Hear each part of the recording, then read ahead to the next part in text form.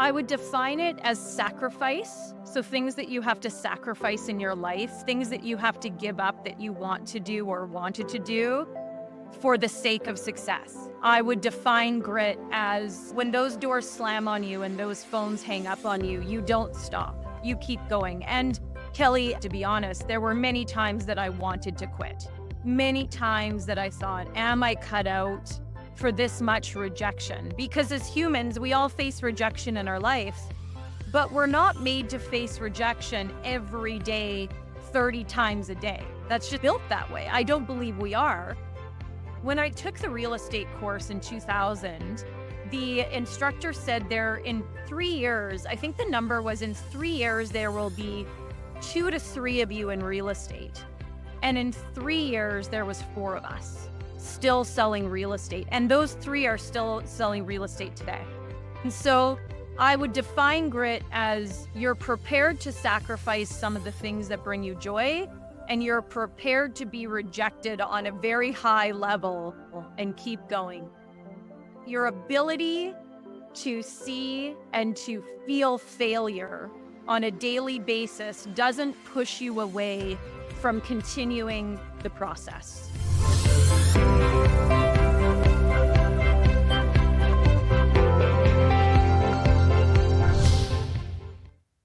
Hello, listeners and community. I'm just popping on here for a quick second to ask you for a favor and some support. If you are enjoying my episodes and my podcasts, can you please go and like and comment and leave a review? And most importantly, download the episodes and download the podcast. As well, you can head over to YouTube for Entrepreneurial Elevation, and you can subscribe to my YouTube channel as I'm attempting to grow my podcast and grow my audience. That would mean the world to me. I appreciate all of you so much. Thank you for being here and for listening. My goal is to impact as many people's lives as I can by creating as much value as I can. So the bigger the audience, the better. And as well, I wanted to also hop on here quickly and offer you a freebie to support yourself. So if you go into the show notes, you can find a link and click there. And I created a freebie called Laying the Foundation for a Financial Breakthrough with Your Mindset and Results. And it's a framework and a workbook that you can do to support you in getting clear right now on what are your values, what really matters to you, what are you internally inspired by, so that you can set goals for this coming year that align with your values. And then you can have a tool called the Definite Made Purpose Statement.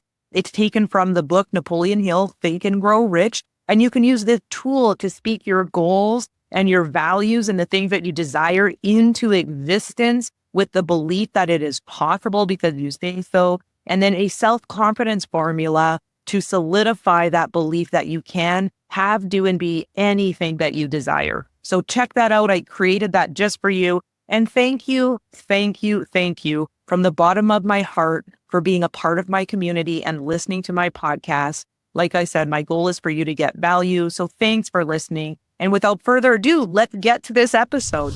Welcome, fellow entrepreneurs and goal-getters, to Entrepreneurial Elevation, Unleashing Greatness Within, with myself, your host, and my guest today, Tanya Eklund.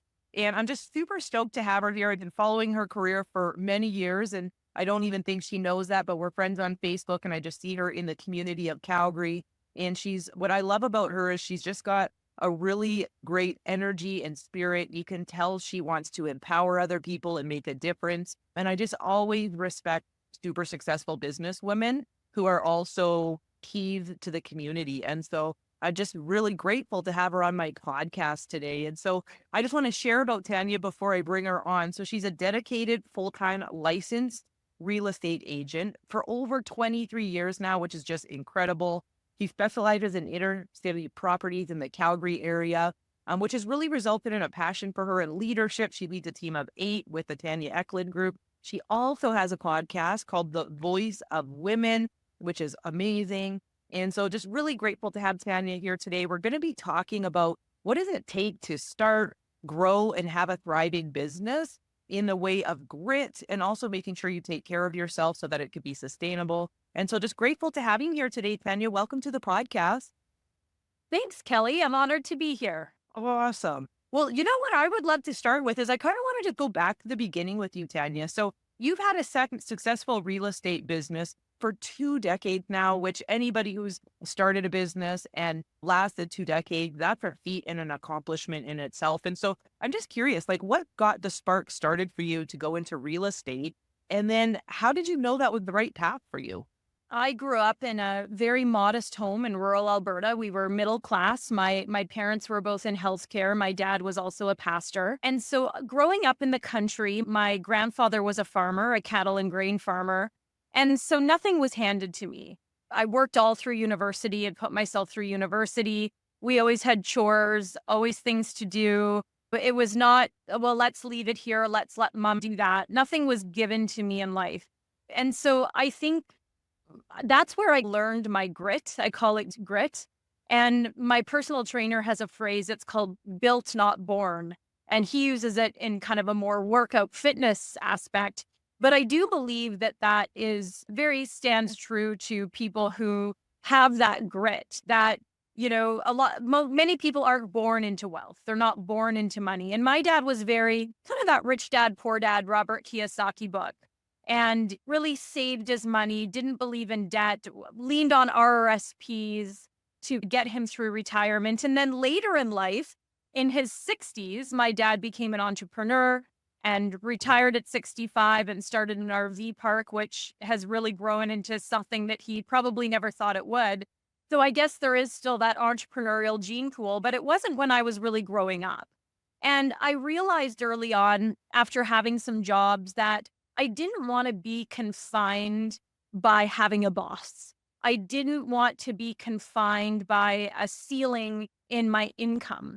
And I always had big dreams. I would always pray big. I'd be like, God, like I know that there's something special that you have planned for me in my life. And I don't know what it is, but I know it's big. And I'd always pray for a big life. And through that, I dropped out of university. I was going to the University of Alberta. I thought I wanted to be a lawyer and realized very quickly that I maybe didn't have the academic stamina that was needed to do that. I had to really study hard to get good marks. And my girlfriend in high school wouldn't even pay attention and she'd throw out a 95 and I'd spend hours studying and I'd get a 68. So what I did have is I had grit and I had social intelligence. And so I dropped out of university and real estate had presented itself. And through my upbringing and through not wanting to fail, that fear of failure really drove me to do something that I never thought that I would have imagined. And I think a lot of people listening and in society, realtors have this used car salesman reputation. And I really wanted to change that. And I really wanted to not only sell real estate once I got in, but I wanted to make it a business and I wanted to provide good customer service and long lasting relationships with my clients. So it wasn't this hamster wheel that you're on. And so through that and through very hard work and getting hung up on cold calling and sworn at and doors slammed in my face when I door knocked, I was a saleswoman and I took it very seriously. I always wanted to provide my clients something of value.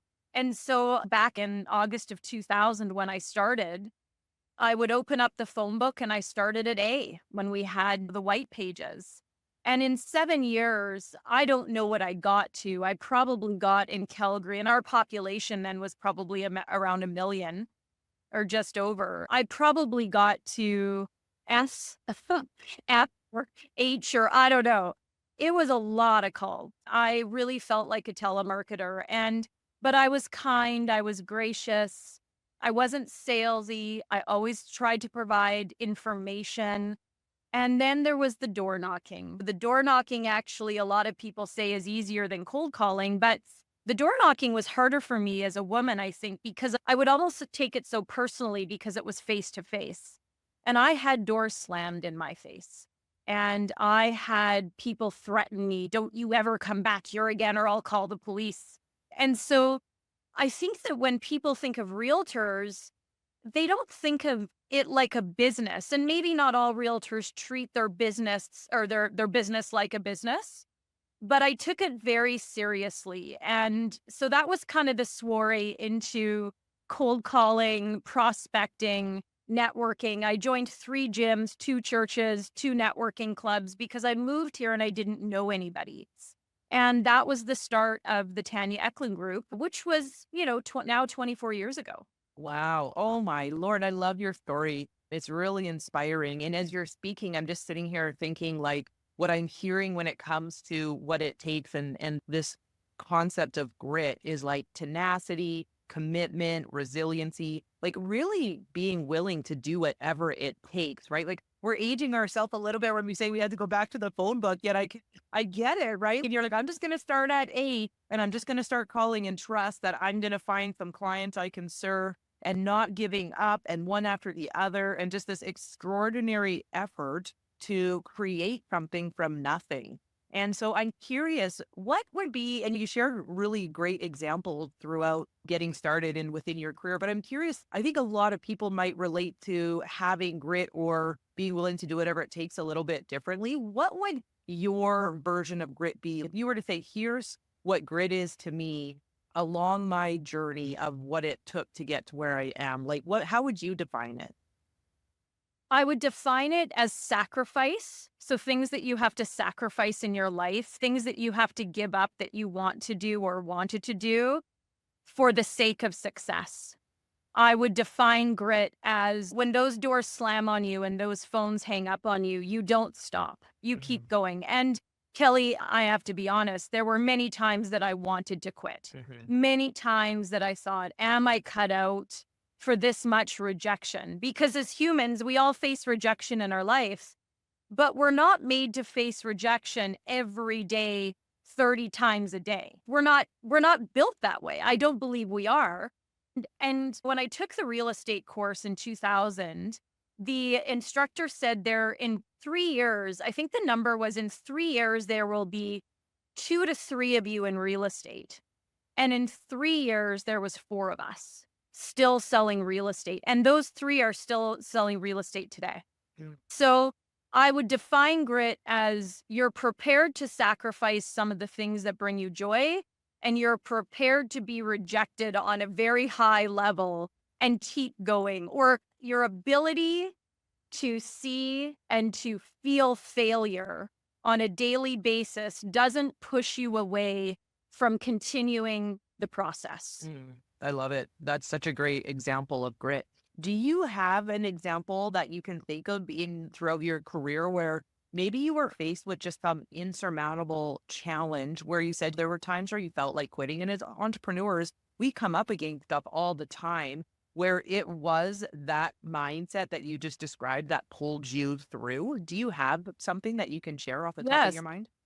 Yes, I do. So it had been about a year in, and when you start real estate, most of your clients are buyers because you don't have to pay to get buyers. Where, in being a listing agent, like if you call me to list your home, I have to have a marketing budget. It's a different skill set marketing than taking buyers out to show them homes. And so they say a key to a successful agent is being a listing agent. So agents that sell properties or list homes for sellers, because then off of that, they also gain buyers from sign calls and internet leads. So most realtors start out representing buyers because all it is their gas and their time. And then years later, they kind of segue into representing sellers and they learn how to market and they have a marketing budget and they can invest into their listings. And so it was about a year in, and this woman called me, and I think she cold called me or called into Remax. I don't know, or maybe I was targeted. And she said, Tanya, I have a fourplex in Forest Lawn, which is, if don't live in Calgary, it's where affordability is the greatest, lower income neighborhood, higher crime. But it was, when you start, you don't get to pick and choose where you sell homes. And so I said, great. And so she said, I can't get you access to it because it's tenant occupied. And back then, I don't think we had Google Street View. I do remember driving past it to take a look at it. And she said, offers are only subject to viewing. So they'd accept an offer. And then if they accepted it, then you would get to go see it. And when you list a home, Kelley, you have to pull title. And title It's from the Alberta government website called Spin, and it shows you who the sellers are, if there's any caveats, liens, encumbrances, encroachment agreements with the neighbor for a fence. But back then it wasn't as like, how do I say this? It wasn't like it wasn't, if you had a good broker, he'd say, yes, no, you have to pull the listing or the title. But a lot of realtors I sensed weren't pulling title, but I worked for a really good, solid brokerage. But I was learning and I hadn't listed anything. So she was giving me what each unit was getting for rent when the leases were up. I didn't know what to ask. I didn't think to pull title. So she has me list this. I put it on the MLS and I get a call. I can't remember if I got the call or my broker got the call. I think my broker got the call at the time, Paul Mayer. And he called me and he said, Tanya, I need you to come into my office right away. And so I said, okay. So I walk in and he's like, Tanya, we have an issue. It's going to be okay. But we have to be very grateful that the owner of this property came to me and not to RECA. RECA is the Real Estate Council of Alberta. They're the governing body that protects the public. And you don't want to get in trouble with RECA. They can sanction you. People that do really bad things get written up, mortgage fraud, forging signatures on people's contracts. You don't want to get in trouble with RECA. So I'm like, oh my God, RECA, like, what have I done? And he said, well, you listed this fourplex. And he's like, you listed it, but the owner contacted us and said, I'm not selling my fourplex. So what had happened was she was not the owner. She was, I think, wanting to get this place listed. Somehow she was trying to do, I don't know if it was mortgage fraud. I still don't understand, but it was something fraudulent. If she could show that this place was listed, maybe she forged documents to get a mortgage on it and get money for it. I don't know. But this guy, he said it was so bizarre that his place was listed and he was the only owner that he thought he has to go to the brokerage of it being listed. And it turns out his friend was online and says, oh, Ray, I didn't know you were listing your fourplex. He's like, I'm not. And so he could have gone to the governing body, and had that happened, I don't think they would have been so gracious. And I was 20 at the time. I was an adult, but very green. And I don't know how RECA would have looked at that. And so I felt like I was being protected, like it was a really hard lesson to learn. And that could have cost me my license. It could have been looked at as a very different way. Paul knew my upbringing. He knew the type of person that I was. So he vouched for me with this gentleman. And I vaguely recall calling this gentleman and apologizing and just saying, I am so sorry. I had no idea. It was investigated and I believe she was charged or something. I don't know, but the police got involved. And so after that happened, would have been 21 at the time because I started when I was 20. I just remember thinking, you know what, I went into that. That was my first experience in life. I don't know if you ever thought this, Kelley, but when you're young, I don't know how young, but probably still 16, 17, 18. If you've grown up in a healthy, good environment, I always thought the world was good and adults were up here, like, oh, wow, they're 35. I have to respect them and they're good because they're older. They have more wisdom than me. And so it was my first kind of experience with truly feeling betrayed and truly feeling like there was evil in the world, which I know is odd to say at 21, but I led a pretty sheltered life in a Christian home in the country. And I had never really experienced manipulation and someone trying to take advantage of me in that way. And so I really thought, wow, if this is what real estate is about, maybe this isn't for me. I wasn't talking about going to join a nunnery or anything, but maybe this sales career isn't for me. Wow. And as you're speaking, I'm sitting here thinking, how often does something in our business lives go sideways where we can create a story around it, right? Oh, I can't trust the people I'm dealing with. This isn't necessarily a healthy industry that I want to be in. Is this actually what I thought it was going to be like to be able to help people create their home? All of these things and stories that you could have made up that could have changed the directory of your business. And so what would you say to people who have a similar experience where they learn a hard lesson the hard way on how to let those roll off your back, not be tainted, take the lessons that are necessary and move forward because business can be cutthroat sometimes. And I operate from a belief of trust. And I've had something Mhm. similar happen to me when I was building my business in South Africa, and somebody was a shyster and a fraud and took money from us and tried to tarnish our name and these kinds of things. And most people said, hey, you got to be careful with who you trust. And I'm like, yeah. And at the same time, I'm still building relationships. So I'm curious when it comes to these kind of scenarios, what guidance would you give when you are building business? Like, how do you choose to trust certain people in negotiation and know that they have the same values, are in alignment with your own? Well, you don't know that. Oftentimes, when you go into a negotiation with someone, you don't know their values. I deal with so many realtors because of the volume that I do. And I think that sometimes it's gut, Mhm. speaking to someone and how they speak to you. But my advice would be, and Tony, I got this from Tony Robbins, so I can't take credit for it, but it's been a really guiding kind of phrase in my life for many, probably 3, 4 years now. And that's you have to learn to discipline the disappointment. Mm. And that doesn't mean that I wake up every morning thinking that there's disappointment or conflict or crises around the corner. But it just means that in life, even when it's good, you have to be prepared that something could happen that comes into your life that is a big disappointment. It's a letdown. You feel betrayed. And you have to learn to discipline that feeling and not let it take hold on you. And the old Tanya, before I'd done a lot of work on kind of EQ, emotional intelligence with my coach, and then coaching with my business coach, these things used to eat me up. If I had a client that was angry, if I had a listing that I couldn't sell that my client was making me feel bad about, like it was my fault, I would take that and it would eat me alive. I would lose sleep. I'd go to bed waking about it. I'd go to bed waking up about it. And now I very rarely do. I think I've learned to discipline the disappointment. And then the other thing I would say that my other business coach taught me was I used to always go into high tension situations, like maybe you're trying to diffuse an angry client or realtor or whoever, and you have to talk to them about it. And it's going to be a tough adult conversation.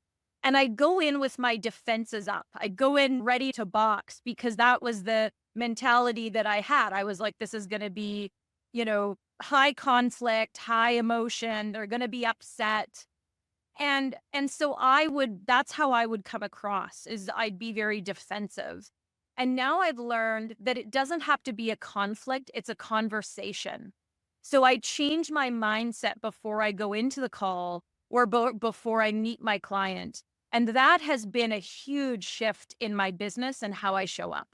Yeah, I love that. And I love the discipline, the disappointment. And it makes me think of, you talked about rejection. And I've been in business for about 15 plus years. And I can say that one of the biggest things that takes people out of the game is that they're not disciplined with the rejection. And I think it's something crazy. Like people get 5 no's and then they quit. Right? It's like something, No. it's very low, right? That idea of rejection. And so what guidance would you, you've already given so many great tips, but just before we move on, I want to hear from you. What guidance would you give somebody who's starting out? Because that fear of rejection is so big for people. And it is I think, experience and skill and wisdom and the things you've shared that eventually you learn to have a healthy relationship with it.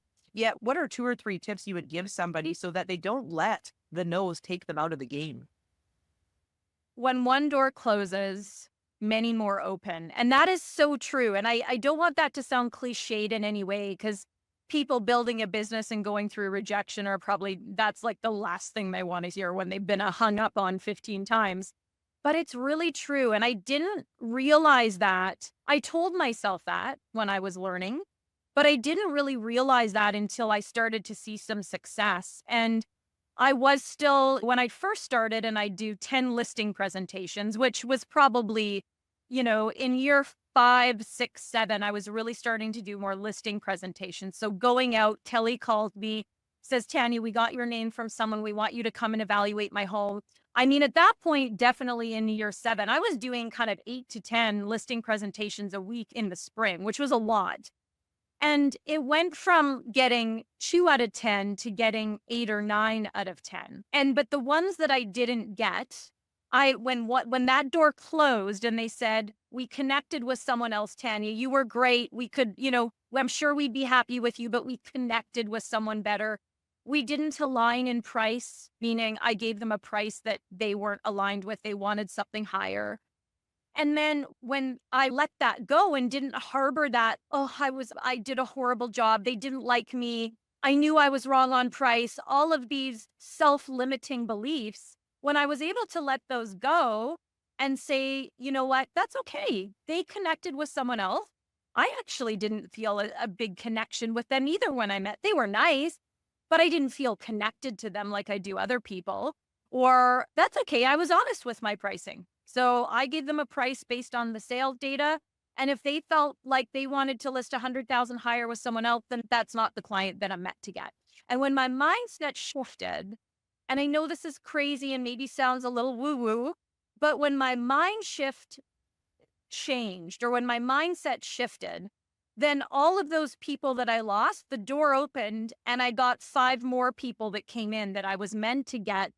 And if I had gotten those 3 or 4 or 5, I wouldn't have had time to then help these new people that came in that I was meant to get. And this is going to be part of the self-care conversation. But when we talk about self-care, it's not just our hair and nails. It's it's how we align. It's being connected to the earth. It's gratitude, it's meditation, it's prayer, it's journaling, all of those things that, and I'm not saying I do all of them, though I've done all of them at some point in my life. It's those things that really ground us. And then the door starts opening and there's a mindset shift because you're working on yourself. Mhm. Yeah, for sure. I love that. It's like be neutral, learn to be neutral, and then trust that there's something greater on the other side. If you don't get what you want in the moment, there's something greater on the other side. And I think that comes with experience as well. So you brought up self-care. So I'm curious, right? You've been in business for a long time. You're a family woman, you're married, you got kiddos, you're successful, you're leading a team.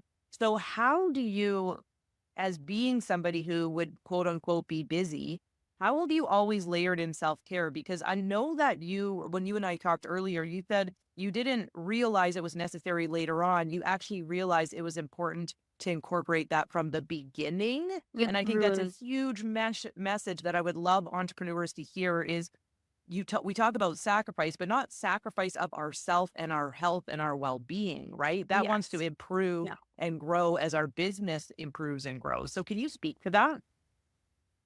Well, it's a great question. And I don't know why I was made this way, but I used to call it selfish because I thought that putting myself before others was a selfish act. And it can be dependent on the situation for sure.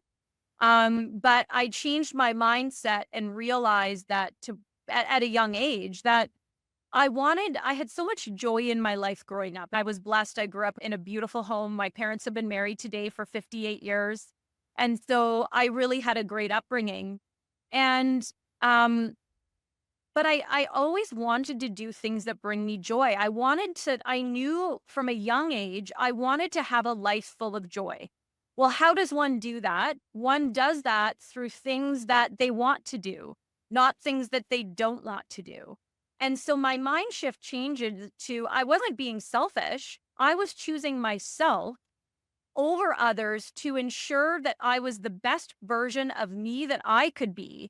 So then I can show up as the best version of myself to others. Before I was married with kids, to my friends, to my family, to my pet. And then when I met Chad and had kids, it's when I'm with them, I believe that it's not quantity, it's quality. And so if you're really spending quality time with your family, both my husband and I are entrepreneurs, we work a lot. And so I don't necessarily have the quantity of time that I spend with my family, but I have the quality of time. And I want to make sure that time is so precious that I am able to show up with them in the best version of me. That's not if I wouldn't be the best version of myself if I didn't work out, if I didn't pray, if I didn't get to spend time with my friends and do things that I love, if I didn't get to go out and have my tea latte every morning, And yes, hair and nails, feeling good, Botox, I'm over 40. If I'm not able to do those things, I'm not going to be a joyous person. I'm not going to be happy. And then I'm not going to show up for others in the way that I feel that I should. And so I changed my mindset and said, I'm not being selfish. I'm just doing the things that bring me joy so I can be a joyous person to show up for others 100%. Oh my gosh, I love it. And that is my value as well. And I preach that and coach that. I'm curious, what would you say to the entrepreneurs out there that say, that sounds great, Tanya, but I don't have the time? Mm. Well, you can make time for anything if you want it bad enough. And even building a business, I joked because I was chatting with someone about this and I joked and I'm like, when I first started real estate, I had way too much time because I had no clients, you know? And yes, I was prospecting a lot and sitting open houses and cold calling, but getting to the gym was just my solace. It was my everything. I worked out all my problems. I'd go into the gym feeling like a failure and I'd come out feeling like $1,000,000. Like, no, I got this. It's those endorphins. And so we all make choices in life. I'm busy, you're busy. I'm sure that Elon Musk is busy and Jeff Bezos is busy, but I don't know if you've seen Jeff Bezos. I mean, he looks like he's in pretty good shape.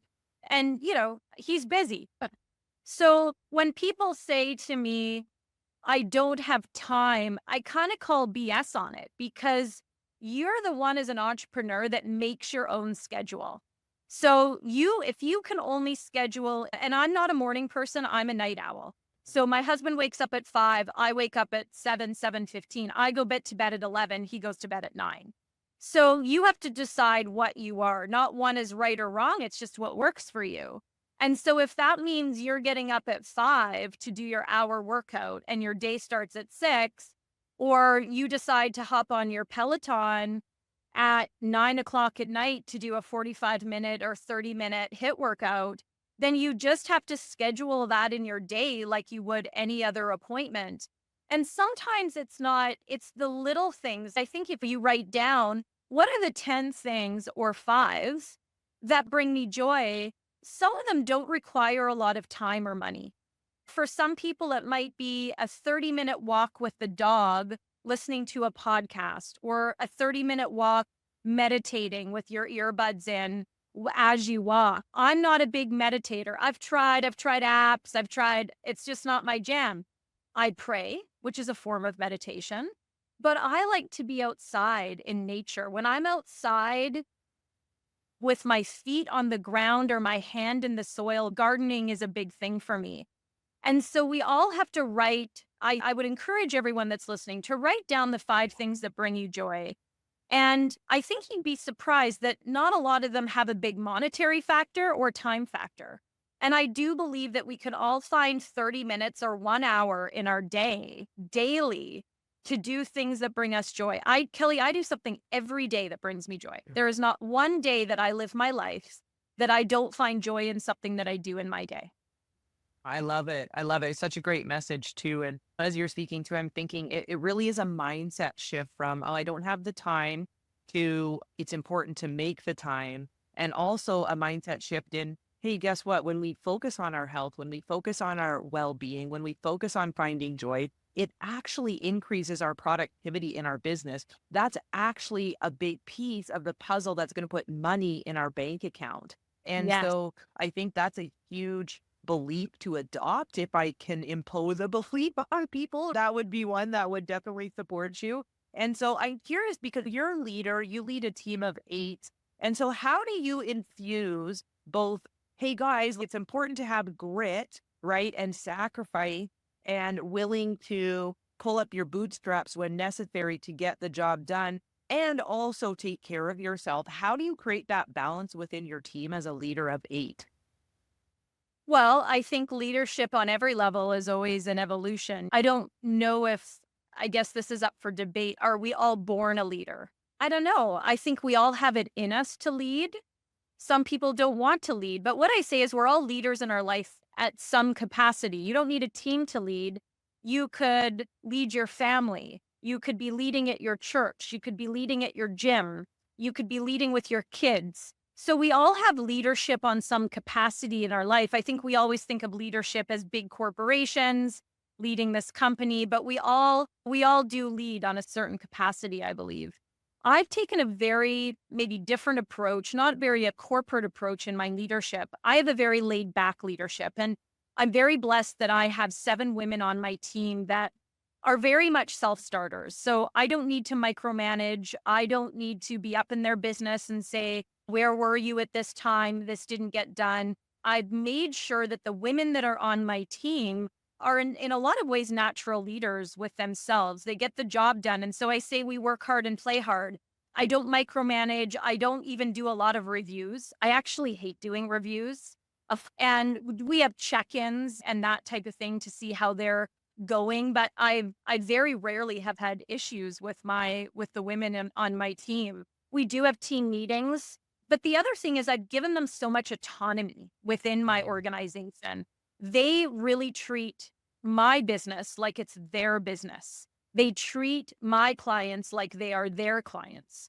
And so giving people autonomy, I believe, is really important. And there can be a fine line to that if you don't have the right people, because I have had women who have taken advantage of that autonomy.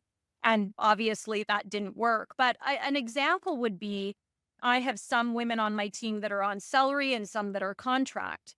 And when we work, when the business is busy, those women are committed. Sometimes I'll walk in or talk to them and it's 6 o'clock and they're still there putting on listings and they don't bill me for it. But in many circumstances, they'll say, hey, Tanya, I couldn't get my chiropractic appointment except from 1 to 2. I'm going to be out of the office. No problem. You go do your chiro appointment. I have something fun I've implemented in the last couple of years. So in real estate, our business really slows down in December and January. And like most, my ladies have families. And so there's a saying, idle hands is the devil's work. And so if you're sitting there with nothing to do, that's not good for your mental health. And so when it starts to get slower, I give them that autonomy. They forward the phones. They go out, they're with their kids, they're with their husbands, they're at the pumpkin patch. And if their phone rings, just like a realtor, they'll answer it and they'll handle the call, send something from their phone if they have to. They'll write up a document. They'll get ready to deliver feature sheets tomorrow. So they're working out of office, but they're still getting paid their full salary, but they might only work an hour a day or 2 hours a day. And so when you treat your staff like they are owners of the company, and because it's this reciprocation that you're getting. And so that's been a real success for me as a leader. And some people may say, but Tanya, you're losing 20,000 a year in doing this or whatever number it is. And I'd be like, but when they show up, they show up. And when I need them, I know that they're there for me. And that is worth more than a micromanaging leader. Yeah, absolutely. I love it. That's just great signs of a great leader and just a great culture that you're creating as well, right? And something that people want to be a part of. And so I'm curious, you've been in business for a long time now. Looking back, what would you say would be 2 or 3 other aspects that really caused you to be able to sustain your business, grow your business, thrive within your business, Tanya, outside of grit and self-care? What are a few other reasons you've been able to continue to be successful today? Well, I realized early on, even when I wasn't making a lot of money, that I had to reinvest back into my business. So when I probably I'm going to say year 3 or 4, I would put 10% back into my gross revenue. I would put 10% back into my business and invest in marketing. And then I'm just making up some numbers, but they were approximations. And then say 6, I would put 15%. And then year 10, I put 20% back into my business. So I was really investing. I could have taken that money and I could have invested it or gone on a trip or bought a house, but I invested it back into my business, into marketing. And that is hard to do when you're a startup and you don't have a lot of money. I remember the first marketing that I did were I wanted to farm in real estate. When we start focusing on a community, we call it farming a community. And I knew I wanted to farm this certain area. And so I had to start flyering it. Well, print ad 20 years ago, 24, whatever, was still expensive at that time for someone just getting into it. 25% more than it is today than it was. And so I really had to be like, oh my gosh, like I have to spend $500 a month in these flyers that I'm going to send out. That's a lot of money. And then I did it. And then a year later or 2 years, I spent $1,000 a month. And then 10 years later, I was spending $3,000 or $4,000 a month. And so investing back into your business, even if you think you don't have the funds to do it, you'll find the funds, do less. And that's part of the sacrifice. I sacrificed maybe getting a house when I wanted to, or buying a new vehicle, or going on that trip and not going on a 5-star hotel, doing a 2-star hotel. Those are the types of sacrifices. The other point would be to get a business coach or a life coach, frankly. I had a business coach probably in the year 2 or 3. And again, they're not cheap. And so I did one through it's real estate. It was called Mike Ferry. And so you could do something called 2-on-1 coaching. So there's 2 realtors for 1 coach, and it was more cost effective. And so instead of it costing me and then again, this is 20 years ago, instead of it costing me, say, 150 an hour, it cost me 75 an hour. And so it wasn't maybe the one-on-one, but I was still able to get some really important information. And then 4 or 5 years later, I had my own business coach just for me. And so coaching on any capacity, sometimes it's a life coach, sometimes it's a business coach. I'm a big proponent of mental health. I'm a part of an organization that is a big proponent of mental health. What does that mean to me? Well, that means that's a part of that self-care. So if you need to go see someone, whether it's someone to like a psychologist or someone that works with energy or whatever your jam is, so many of us these days are walking around with undealt trauma that is a barrier to our success. And so working with someone that can help you get past things that you experienced in your childhood or early adulthood that you haven't dealt with are going to take away those barriers and help open up those doors of success. So when I speak about self-care for people, it's not just, it could be a business coach, it could be a life coach, but maybe it's also dealing with that trauma that is pushed in the corner. Yeah, I agree so much. That's awesome. Such great advice, Tanya. Thank you. And so I could sit here and pick your brain because you have so much wisdom and years of experience. But I do want to start just wrapping up, and I have a few last questions for you. So before we do though, I'm going to put all your information in the show notes for the listeners so they can find you. I know you're doing great with your marketing now, right? Because you're 23, so I know they can find you as well on their own. Yet, where can we find you? Where's the best place to go and learn more about you and your team and your group and Tanya Eklund Group and anything else you might want to share? Because I know you have your podcast as well. Yeah, for business related, my handle on Instagram is at Tanya Eklund, and it's really a lifestyle account. It's about real estate. It's about my family, my travel, my podcast, funny things that I find that I put on there. So I've made it more lifestyle related. I think it's more relational that way. Facebook is just Tanya Eklund or the Tanya Eklund Group. And then my podcast is on Spotify and iTunes. I also have a website that it's called voiceofwomen.ca. The podcast is called VOW. It stands for Voice of Women. And it's really about empowering women through the sharing of real life stories. It is very focused on women who have gone through great struggles in their life and have turned their pain into passion on some capacity, whether it's organizations, advocacy, living a clean life. It's nothing real estate related, but it is my passion and a way to give back to my community. That's awesome. So definitely we'll put that information in there and people can reach out and they can continue to follow you and learn from you. And I love that you have your passion project, your podcast, and I'm going to tune in as well. I have a few last questions, Tanya. You've had all of this success up until now, and I'm curious, what would be your definition of success today? Well, success to me is the ability to have freedom. And freedom to wake up and decide the next day that I'm not going to work. Freedom to say, let's go away for a month with our family to Phoenix, which we do usually twice a year. We're gone for 2 to 3 months out of the year, off and on. Freedom is to be able to make the investments that I want to invest in and not have to get permission from my spouse. And my spouse is also an entrepreneur and is successful as well. So I just feel really empowered as a woman that if I want to buy something, I can. And I'll just give you a quick example, the autonomy that I have in my marriage. And I have a very secure husband as well.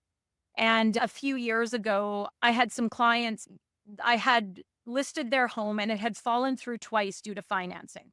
So the buyers couldn't obtain financing and they were, he was retired. She was nearing retired. They bought a home on Salt Spring Island.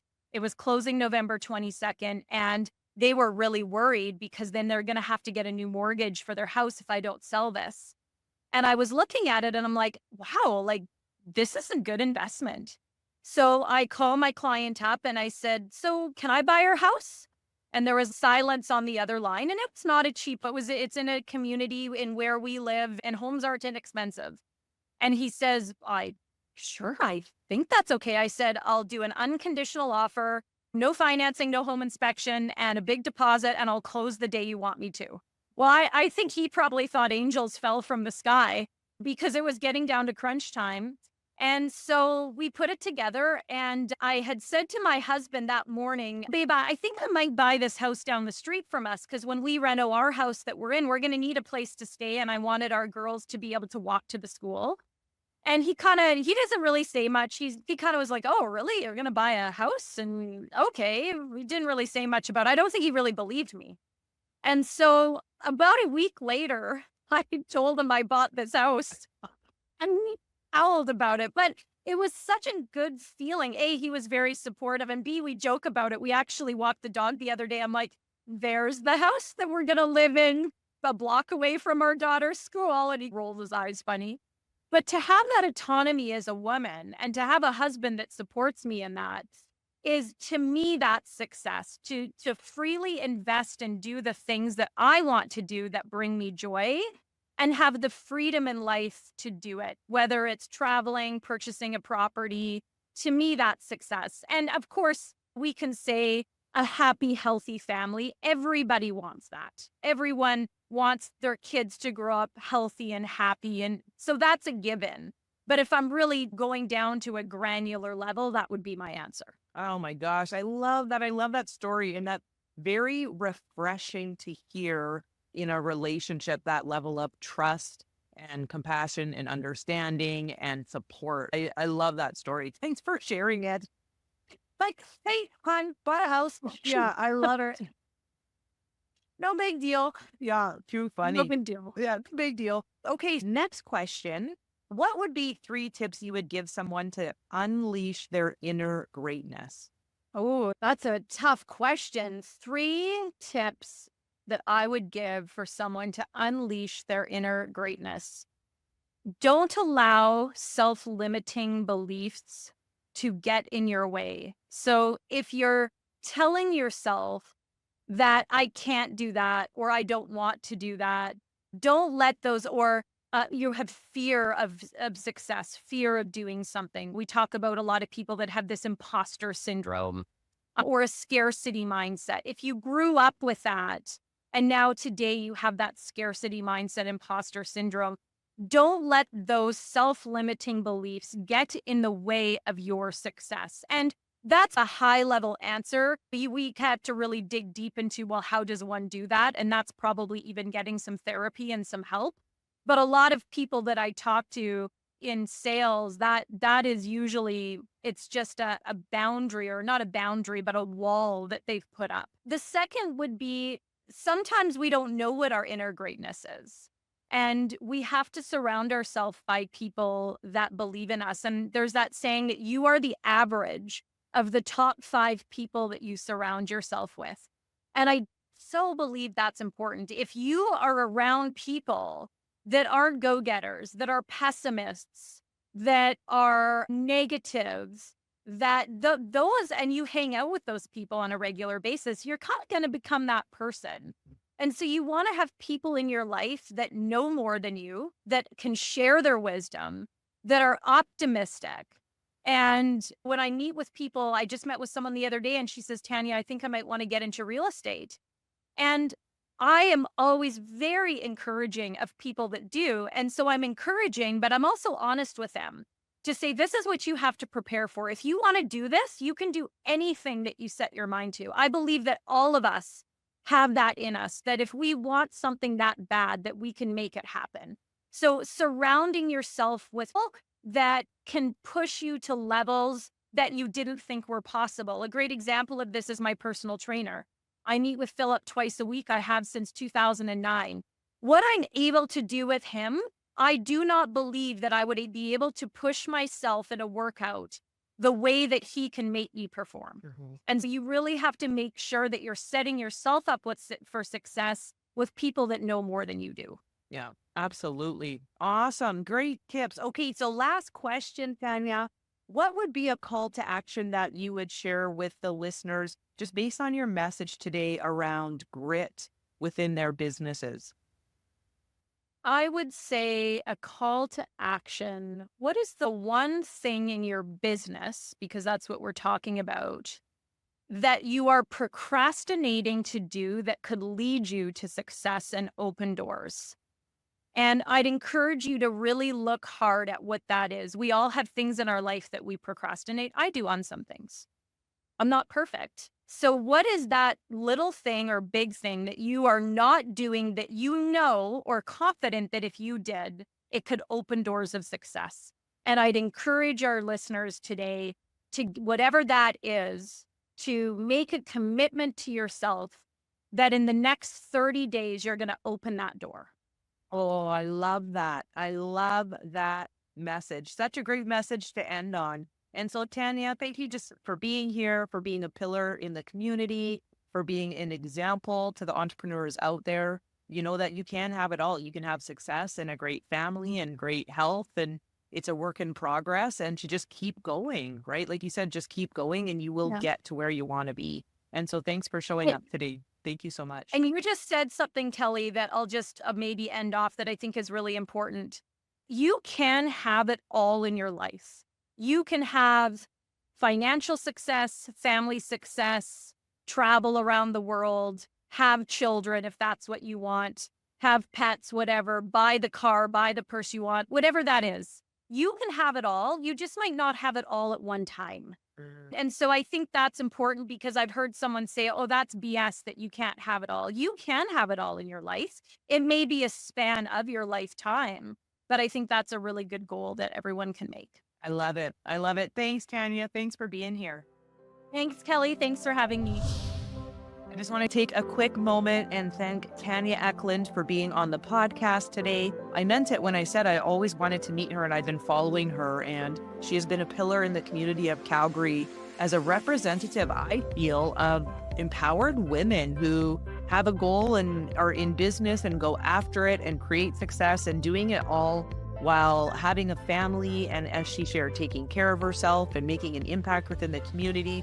And so just really inspired by her. I was so grateful and blessed to have her on the episode today. I hope you all enjoyed it and you can get some value from her wisdom and her years of experience in business. And it does take grit, right? It takes grit and perseverance and sacrifice, and also being willing to focus on ourselves and self-care and find joy and discover joy throughout our day as we go after the things that we desire. And so thanks, Tanya, for being on today. And for all of you who chimed in and listened, appreciate you. Thank you so much. Thanks for listening. With love, greatness, and success, it's your host, Kelley Beveridge.